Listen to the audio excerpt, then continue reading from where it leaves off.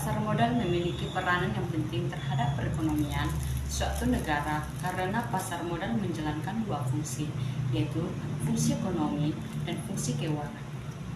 Dalam fungsi ekonomi, pasar modal menyediakan fasilitas untuk mempertemukan dua kepentingan, yaitu pihak yang memiliki kelebihan dana atau investor dan pihak yang memerlukan dana atau emiten.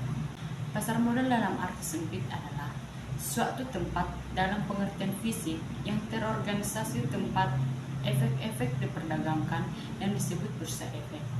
Pengertian bursa efek atau stock exchange adalah suatu sistem yang terorganisasi yang mempertemukan penjual dan pembeli efek dilaksanakan secara langsung maupun tidak langsung. Peluang pasar modal di Indonesia.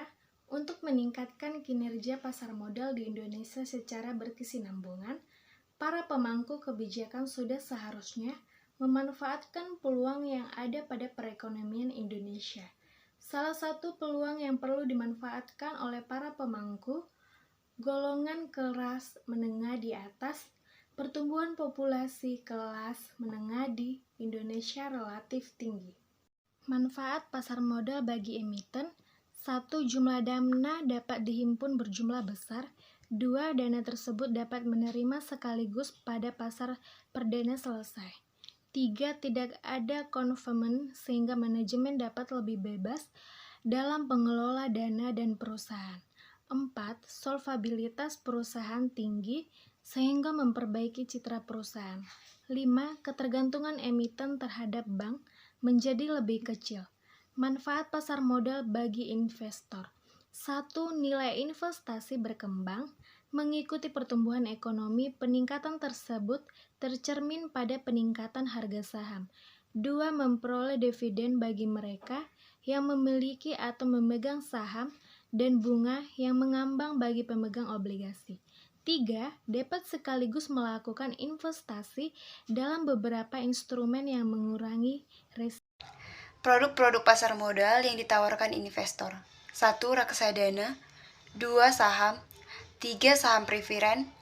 4. Obligasi. 5. Waran. 6. Rek isu.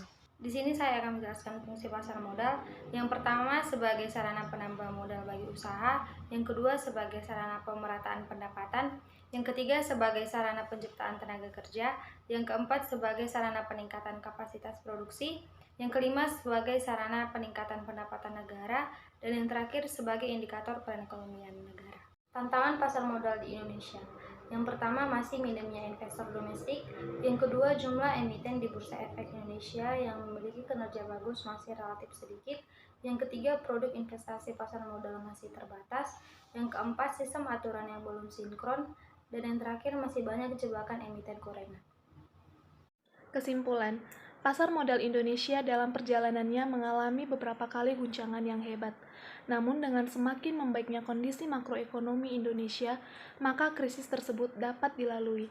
Selanjutnya, pasar modal Indonesia memiliki peluang yang sangat besar menjadi pasar modal yang kuat dan tangguh dengan banyaknya kelas menengah Indonesia yang potensial untuk berinvestasi di pasar modal. Tantangannya adalah pengetahuan mereka masih minim terkait investasi di pasar modal, sehingga keterlibatan masyarakat Indonesia berinvestasi di pasar modal masih sangat rendah dibandingkan dengan negara-negara tetangga seperti Malaysia dan Singapura.